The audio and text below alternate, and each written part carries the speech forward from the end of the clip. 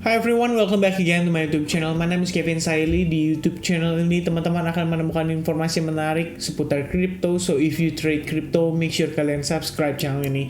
Teman-teman, welcome back again di update for Bitcoin. Tadi kita udah live streaming, sempat bahas juga sebetulnya sekilas ya kondisi daripada Bitcoin, dan memang salah satu analisis yang tadi sempat kita discuss adalah potensi terbentuknya si Elliott Wave Theory ini. Jadi memang ada Elliott Wave Count yang tadi sempat saya sampaikan pada saat live session, cuman posisinya waktu itu belum terjadi breakdown nih, dan sekarang langsung confirm ya, kayaknya kita menuju ke Wave 5. Jadi kalau dilihat-lihat overview-nya ini ya, nanti saya jelasin lah lebih detailnya seperti apa. Nah, sebelum kita masuk ke dalam price action analysis-nya, saya pengen ajak teman-teman melihat sebuah artikel yang menurut saya cukup menarik. Jadi ini berita baru banget ya.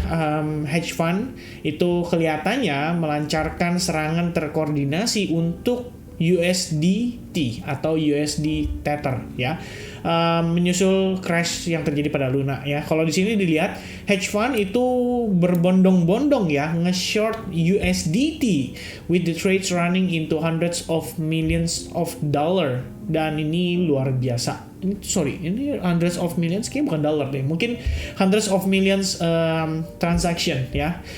Terus Tether CTO ya, atau Chief Technical Officer itu berpikir bahwa kondisi ini adalah serangan terkoordinasi ya, tetapi stablecoin akan mencoba untuk membuktikan bahwa ya mereka tetap cukup strong lah untuk menahan badai yang terjadi ini ya.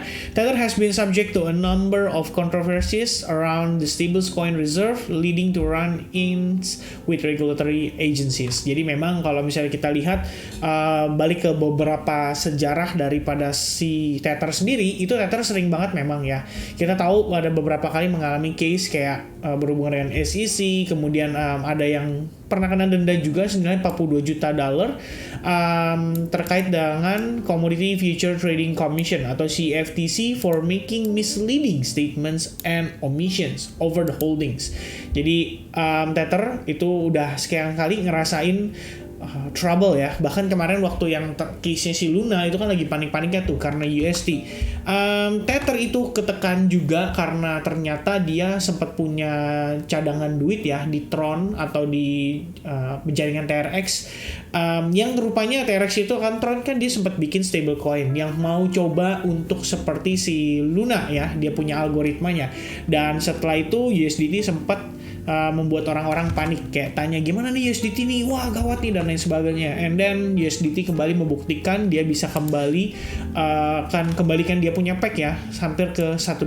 Dan sekarang itu posisinya dia kembali tertekan gara-gara FUD yang terjadi saat hari ini ya, tepatnya karena hedge fund yang ini, berita yang terakhir ini.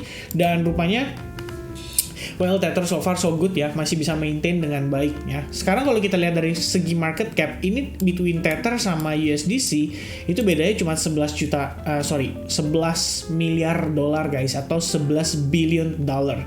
Dan tetap ya, kalau dari segi volume perdagangan 24 jam ini jadi meledak nih saya rasa, karena posisi hedge fund yang tadi nge-short terhadap USDT ini ya. Menurut saya cukup menarik ya. USDT di short, I mean like what gitu loh, kok bisa gitu ya. Ya pokoknya terlepas dari kondisi itu, yang pasti USDT di sini sudah memberikan statement tentunya, dan dia dari CTO-nya meyakinkan bahwa serangan terkoordinasi ini masih bisa diatasi, dan mudah-mudahan kita doakan aja semoga Tether nggak jadi masalah juga, karena kalau misalnya dia sampai kena trouble juga tentu saja akan mempengaruhi market cryptocurrency secara keseluruhan ya. Itu menjadi sebuah trouble lagi untuk kondisi kita saat ini. Nah teman-teman, sebelum kita masuk price action untuk Bitcoin, saya pengen bahas sedikit untuk crypto total market cap. Jadi sebenarnya setelah kita coba analisis ya, tadi sempat saya analisis untuk crypto total market cap, kelihatan kita di sini membentuk sebuah trend line, yang manakala trend line ini bisa dikatakan cukup penting ya untuk crypto total market cap. Ini artinya market capnya cryptocurrency itu dari tahun ke tahun selalu bertumbuh besar, ya, menjadi lebih tinggi, dan tentu saja itu yang menjadi daya tarik para trader cryptocurrency untuk kembali berbondong-bondong masuk ke dalam market crypto. Saat ini kalau kita lihat dari time frame weekly, itu posisi crypto total market cap sedang testing weekly moving average 200, dan kalau misalkan kita tembus, itu sebenarnya kita dekat sekali dengan all time high-nya pada kisaran tahun 2017 akhir Desember, ya. Dan kalau misalkan kemarin kan kita lihat Bitcoin itu kan sudah menyentuh tuh, ya, all time high-nya 2017, bahkan sedikit lebih rendah. Ternyata total crypto market cap secara keseluruhan itu belum. Tampaknya di sini ada beberapa yang berkontribusi, mungkin seperti Ethereum dan juga beberapa altcoins yang sekiranya itu masih dinilai cukup oke untuk di hold rather than they holding Bitcoin, dan itu baru asumsi aja, ya. Padahal kalau misalnya kita berbicara bear market, itu kecenderungan orang akan lebih prefer untuk nge-hold Bitcoin. Tapi pada intinya, kalau misalnya kita breakdown dari sini, mungkin aja ya, crypto total market cap akan ngetes trendline yang menjadi trendline pentingnya selama perdagangan crypto market diperdagangkan di seluruh dunia. Which means, kalau kita turun lagi, maka tekanannya itu akan berdampak terhadap Bitcoin, ya. Jadi value Bitcoin saya rasa itu untuk dia koreksi sampai 80%, ya, sama kayak tahun-tahun sebelumnya setiap kali habis halving kita masuk bear market, itu rata-rata koreksi adalah 86%, 84%. Mungkin sekarang naik 2%, ya. Jadi kayak 82%. Atau mungkin 80,87%. Kita nggak tahu. Tapi yang pasti, kalau misalnya menilai dari posisi kondisi market saat ini, $13.000 itu akan menjadi pemberhentian Bitcoin seandainya kita breakdown dari all time high 2017, which means di sini, ya. Kita sama-sama lihat, guys, posisi kita itu belum benar-benar close di bawah all time high 2017. Jadi basically Bitcoin still holding above the area itu, ya, di atas area supportnya, dan kalau misalnya tembus berarti next potential target, ya, tidak lain dan tidak bukan adalah range $13.000, dan ini tentu saja disebabkan juga oleh total crypto market cap yang drop lagi, ya.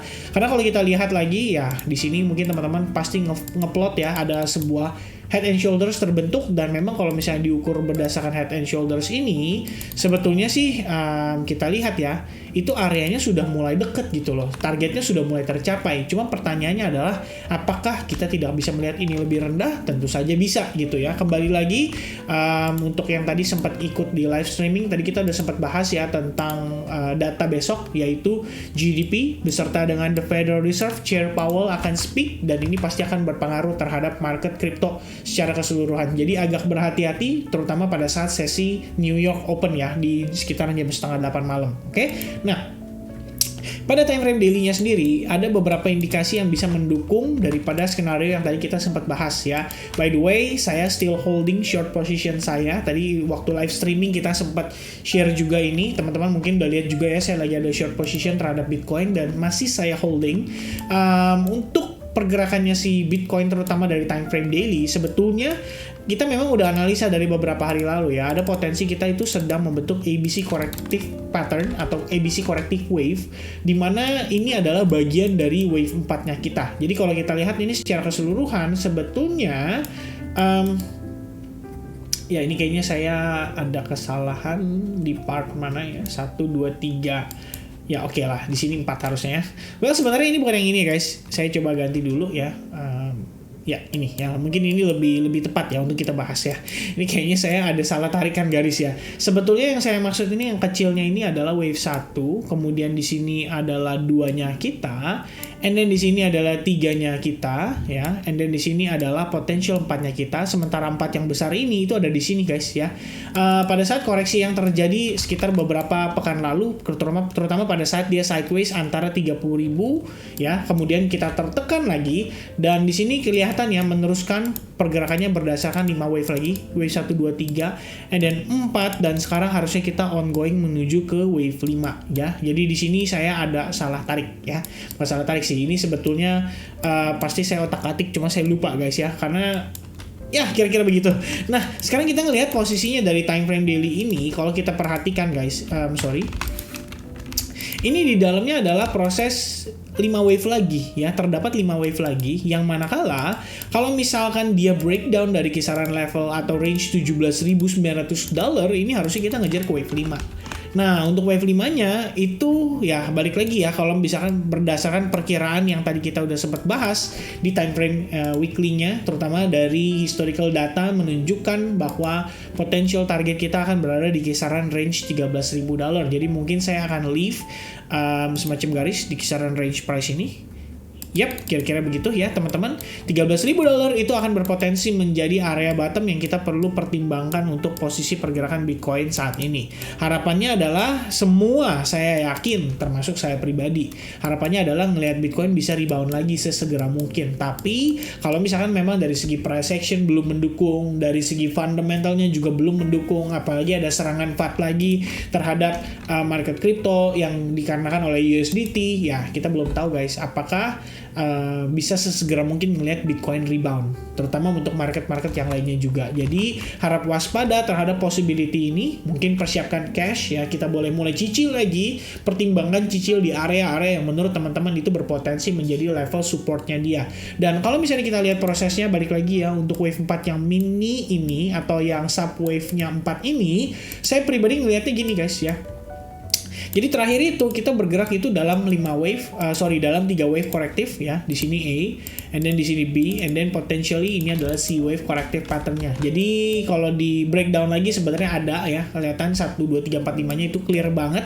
Dan sekarang kalau misalkan demikian ini adalah sebuah proses penurunan dari satu wave, maka wave 1 and then potentially nanti kita bisa ngelihat dia rebound ya untuk ABC corrective pattern. Jadi kayak ABC mungkin kayak gini, kita belum tahu kayak gimana nanti karena sekarang juga kita belum ngelihat dia ada tanda-tanda sudah selesai penurunannya. Dia masih tertekan dengan pressure sellers yang begitu signifikan, tapi sekarang kita memang lagi testing terhadap range price yang saya consider sebagai area yang cukup penting juga untuk pergerakan Bitcoin pada time frame kecil ya. At least di sini saya expect ada reaksi. Dan kalau misalkan di sini bereaksi kemudian kita break dari dia punya trendline di sini, berarti ada indikasi kita sekarang sedang memasuki fase 2-nya atau wave 2-nya. Jadi kayak gini guys ya. Ini 1, 2, habis itu 3, 4 dan 5 ya. 3, 4, 5-nya kayak gimana itu nanti karena kita juga belum tahu seperti apa progresnya saat ini. Tapi yang pasti kalau misalkan ini terkonfirmasi, well, mungkin aja ya kita bakal masuk ke fase korektifnya untuk reboundnya, mungkin testing lagi ke area resistance areanya, atau mungkin testing terhadap Fibo 78,6, 61,8 yang sebelumnya. Harusnya sih udah nggak kayak gitu karena kita udah anggap ini sebagai satu kesatuan wave, which means Fibo 61,8 itu akan berada pada kisaran range $21.200 ya. Mungkin itu bisa diperhatikan untuk saat ini. Saya pribadi masih holding short position saya. Memang saya sudah take profit sekitar 50% di kisaran range price ini ya. So far so good. Saya lihat juga masih ada opportunity untuk bisa dimaksimalkan lagi profitnya. Jadi tinggal maintain aja posisinya dengan slide stop lossnya ke area-area yang berpotensi menjadi resistance berikutnya. Alright, so sorry ada tambahan lagi ya. Ini wah saya bisa nggak berhenti-berhenti nih kalau kayak gini ngomong ceritanya ya. Nah ini tambahan lagi sebenarnya kelihatan kayaknya kita ngebentuk semacam descending channel ya. Jadi ini bisa jadi satu perhatian khusus juga buat teman-teman lihat selama kita bermain di dalam descending channel ini, berarti kita masih ada potensi kembali tertekan even sampai ke area supportnya ya. Alright, so I think teman-teman itu aja quick update dari saya terkait dengan kondisi Bitcoin. Emang ada news yang tadi lumayan panjang itu kita bahas yaitu USDT. Selebihnya kita memang sedikit review ya bagaimana crypto total market cap secara keseluruhan dan impactnya seperti apa terhadap Bitcoin. Sedikit reminder, hati-hati terhadap kondisi besok karena kita akan berhadapan dengan Jerome Powell lagi setelah data GDP, which means ini bakal menjadi sebuah event yang menurut saya bisa sangat berpengaruh terhadap kondisi financial market secara keseluruhan. Karena kita ngomongin GDP itu berarti hubungannya dengan resesi ekonomi ya. Itu adalah satu alat untuk mereka ngukur apakah resesi ekonomi sudah di depan mata atau bisa dibilang ya masih belum gitu ya. Kita nggak tahu gimana dalihnya mereka, so stay tune untuk besok. Thank you so much for watching. I hope you guys enjoy videonya. Sampai ketemu di update berikutnya. God bless everyone. Have a nice day. Cheers and bye-bye.